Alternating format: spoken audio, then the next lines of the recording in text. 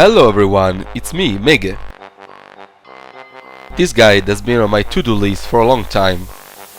I wanted to really understand Lawbringer before making it. Still, just like my Warden guide, some things might change in the future, or maybe I'm simply not aware of them at the moment. If that turns out to be the case, please forgive me.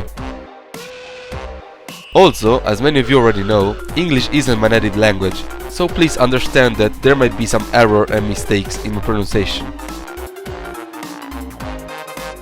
So, without further ado, let's jump right into it. Just like last time, the guide will be divided into 3 parts: Lawbringer's moveset analysis, playstyle, and some practical tips.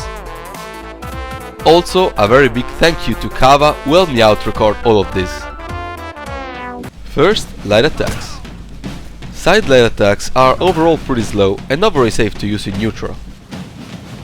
I personally throw them out to catch dodging opponents or to start combos.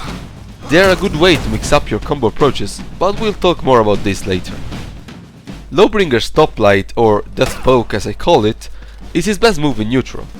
It comes out deceptively fast, and it's kind of hard to parry, even if the opponent expects it. This doesn't mean you should abuse it, of course.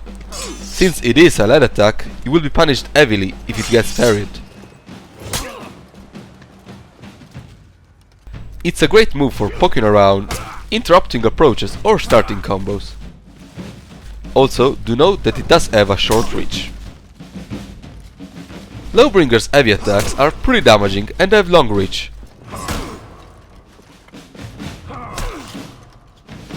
But sadly, not as long as you think sometimes.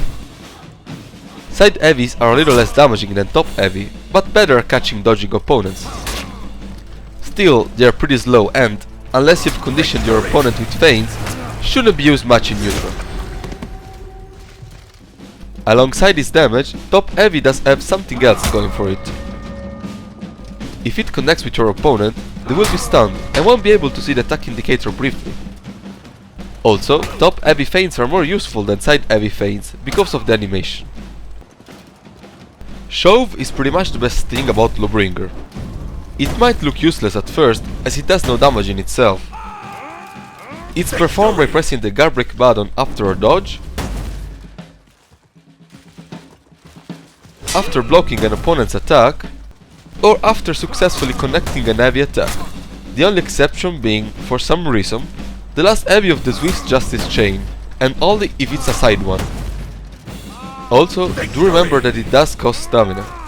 If you don't manage your stamina bar wisely, you might run out at the worst moment because of Shove. Shove pushes opponents away, interrupting their combos and draining some of their stamina, as well as stopping their stamina regeneration for a moment. It's unblockable and uninterruptible, meaning the opponent can't block it and can't hit you to stop you from shoving. It's hard to use in neutral, as most good players can dodge the shove on reaction. It's also risky, since a missed shove can lead to a guaranteed guard break for the opponent if they're very fast. It's amazing when on the defensive though. A successful shove can substitute any of the Lawbringer's chain first attack. We'll talk more about this in the playstyle section. Victory!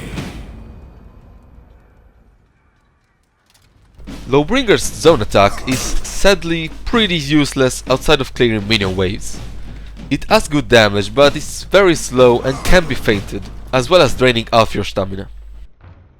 The best way to use it is as a mix-up for catching dodging opponents or throwing out an unexpected attack in neutral to pressure your opponent's guard. Also, as with all zone attacks, it always comes from the same direction. Lawbringer's guard break lets you choose the throwing direction more freely than other guard breaks. It does also throw pretty far, meaning you'll be able to get a wall stun more often.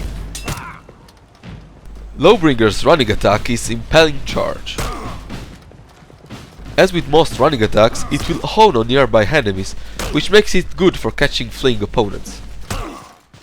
If it connects, the Lawbringer will impale the enemy and push him forward. The pushing distance length can be increased by holding down the attack button. The best use of it is to get a wall stun Victory! or throw your opponents off a cliff. Victory! Impaling Charge does also come out pretty fast and thus isn't easy to parry. However, simply blocking it will drain a lot of the Lawbringer's stamina. And since it always comes from the same direction, it isn't hard to preemptively block when you see the big armor guy running at you. Long Arm is a very risky move with a fairly good reward. It's performed by moving back and pressing the guard break button. It's unblockable, but not uninterruptible. It's also slower than Shove, and thus very easy to dodge on reaction. It's also very easy for the opponent to get a free guard break on a missed long arm. If the long arm does connect, the Lawbringer will flip the opponent over his back and throw him on the ground. This allows you to connect a side heavy. It might also throw them off a cliff. Victory!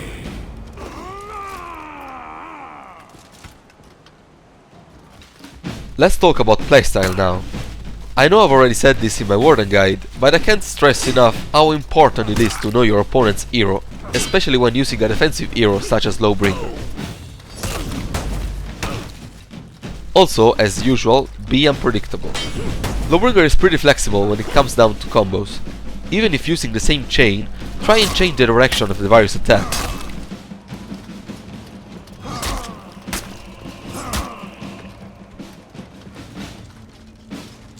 The Lawbringer's offensive options in neutral are quite limited. As I said earlier, top lights can be used to poke around. Side lights to mix up things, but beware if your opponent is focusing on parrying. Where Lawbringer shines is defense. His health pool is the second highest, behind only Shugoki, which means you can take punishment and go for some trades. Of course, it's easier said than done, considering light attack damage is pretty bad, and trading with the slow heavies is tricky. Nevertheless, your main goal should be to block into Shove, or, even better, parry. Lawbringer has some strong and exclusive follow-ups to his parries. I will talk more about them in the combat tips section. Victory! Sadly, Lawbringer's guard stance change speed is also slow, which makes the fighting a little harder. In my case, I have lots of problems against flickering zone attacks. Now that we've gone over the general playstyle mentality, it's time to look at what Lawbringer can do more specifically.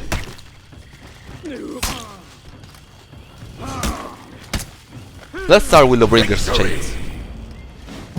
Remember that a successful shove can substitute the first hit of every chain, meaning you can get back from the defensive to the offensive right away. Book, chapter and verse starts with a light attack and thus is pretty easy to utilize. The second hit has good mix-up potential with feints. Victory! However, the last hit, despite being a light, is fairly slow and I usually don't use it that much. Judge, Jari and Executioner is fairly similar. Easy to start as the first hit is a light, second hit is a heavy and has good mix-up potential. The third hit, however, is an unblockable heavy. The whole combo does cost quite some stamina and thus isn't easy to get into. However, it can lead to great reading opportunities for Lawbringer, especially when the opponent has no stamina and it's risky for him to parry the slow heavies. If they attempt to parry, you can feint and then parry their parry attempt. If they go for a dodge, you can feint into guard break. Victory! If they are expecting you to feint, you can just go through with the attack. Swift's Justice starts with a slow heavy attack, followed up by a very quick light attack, and finishes with another slow heavy. As usual, every heavy attack has good mix-up opportunities with feint. Victory! Additionally, even though it's unlikely, if the last hit of the chain is a top heavy and successfully connects with your opponent, you can quickly press light attack to add the Swift Justice finisher.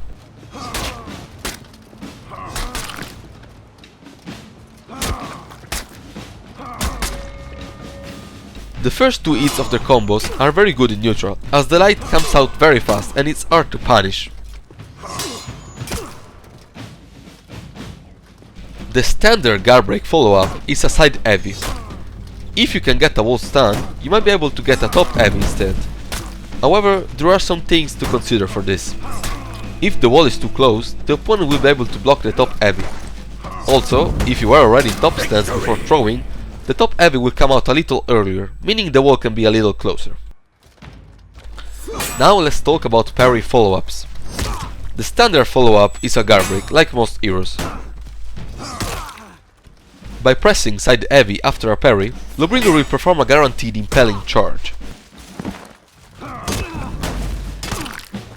This is optimal if you can get an environmental kill or a wall stun.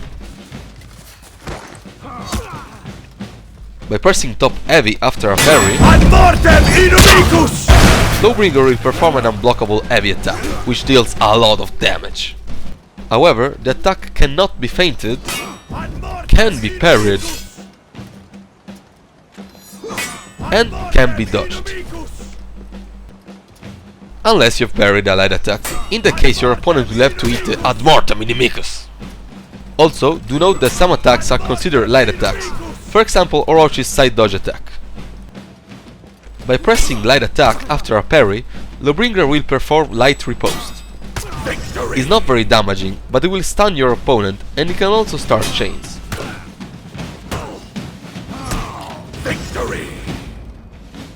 The make way follow-up is basically a zone attack after a parry, but it's guaranteed and it's uninterruptible in case you are facing multiple opponents.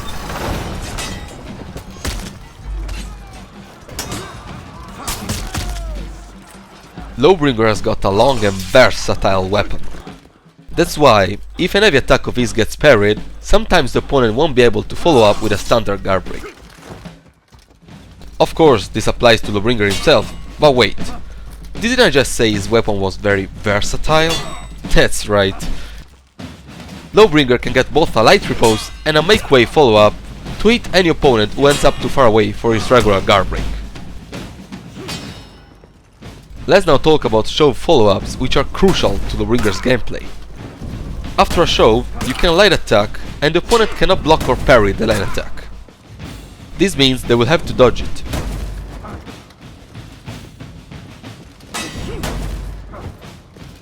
And that's why you can guard break after a shove, to catch their dodge. Keep in mind that all of this happens fairly fast, and even if the opponent is on the offensive. Victory! However, if the opponent is quick enough, he can roll out of both options. This will drain some of his stamina of course, but Lawbringer can't really pressure in neutral anyway.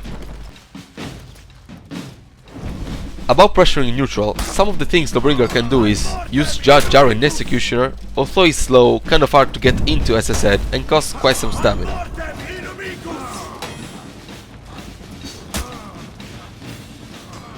Another option, if the opponents feel pressured, is to simply dodge in front of them, and they will think you're about to shove. This can lead to some nice read from your side, for example a guard break if they dodge before the shove even happens. Another thing to keep in mind is that if the opponent can follow up an attack with another quick one, he might be able to hit you mid-shove. I hope you guys found this guide useful. I haven't included them again, but I suggest you check out my Warden guide for some general tips and the right mentality you should have when playing For Honor for seeking improvement.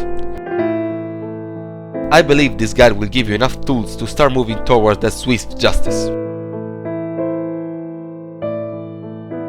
If you have any question, concern, or want to point out something I missed, please do so in the comment section below. I hope you all have a good day and I'll see you on the battlefield. Deus Vult!